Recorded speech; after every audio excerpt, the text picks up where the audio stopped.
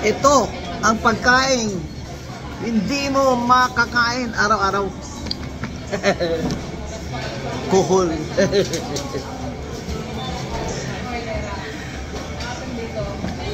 Kuhol rhymes with pulpul.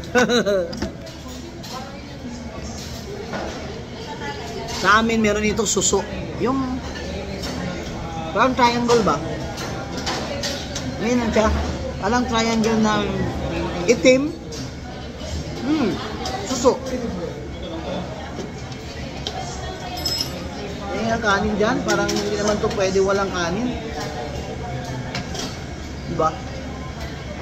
Paano ka naman makakain dito na walang kanin? Eh, gata nga eh. Yan, no?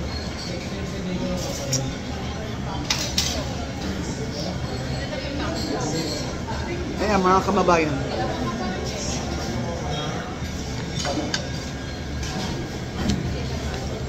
kalahati lang nito kainin ko kasi ang mahal. Yung sa amin, magkano lang to.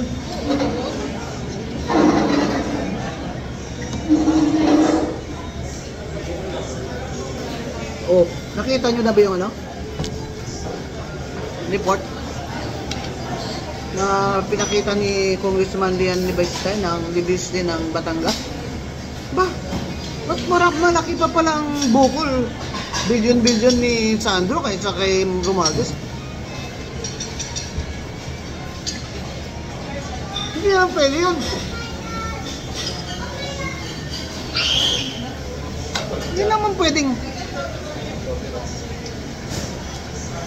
si Romualdez lang mananagot.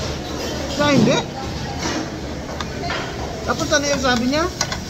Willing naman daw siya magpa-imbestiga sa ICI.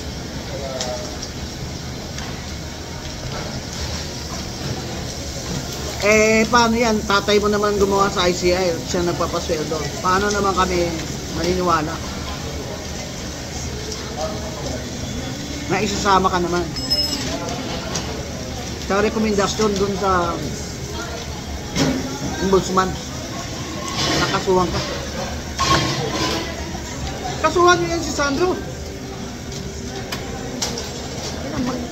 Kasuhan nyo yan, sama nyo yan sa mga magnanakaw.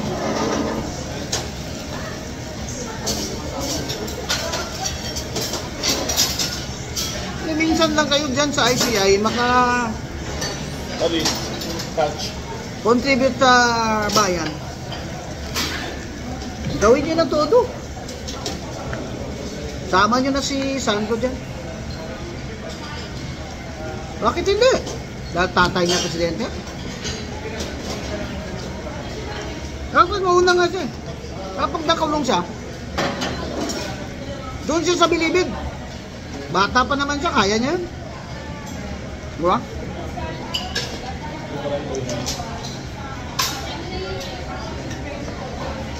Ayop na Sandro.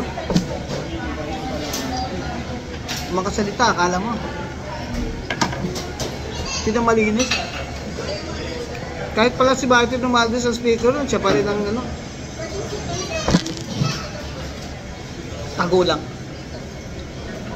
Mas malaki pa siyang billion na project kaysa kay Martin, kay Saldico. Ito ngayon, kay Speaker D, ganun din naman. Tingnan nyo yung budget sa 2026, ganun din yan.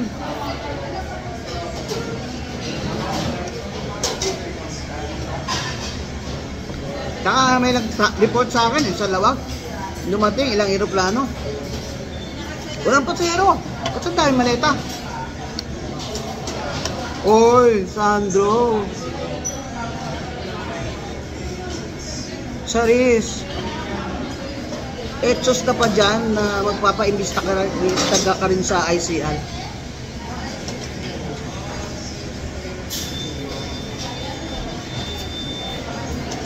Ilabas mo lahat ng mga ano mo. Ng mga billion mong ano, project. Sino ang kontraktor? Ilabas mo na. Kasi sa sunod kong banat sa PGMN, ikaw na ang favorite topic ko. Mga hayop kayo dyan, magnanakaw kayo lahat.